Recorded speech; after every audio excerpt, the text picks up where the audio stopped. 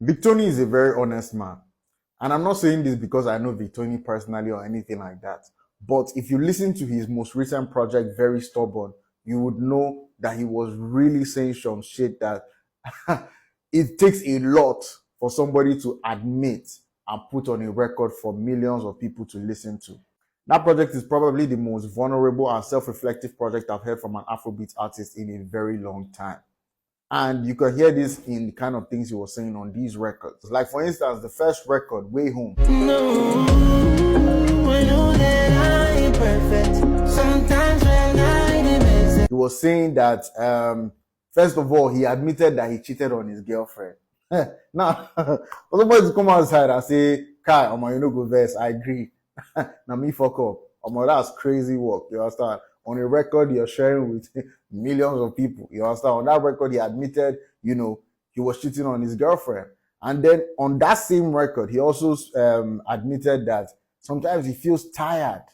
Like sometimes he feels tired, like he doesn't even want to do the music anymore because sometimes he feels like a slave to the dream. It takes a lot for a person and an artist to come to such a resolution, and they're even pouring out that level of deep emotion on a record for the audience to listen to.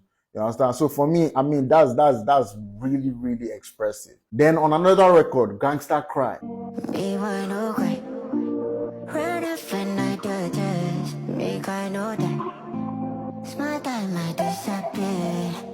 On this one, it be just shout out Victony, man.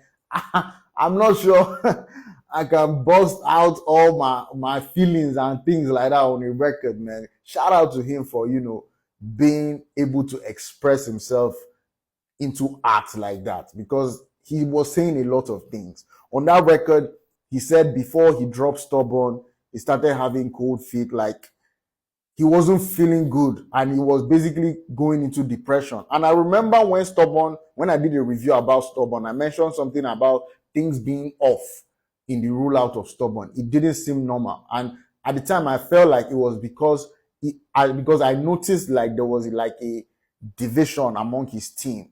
You understand?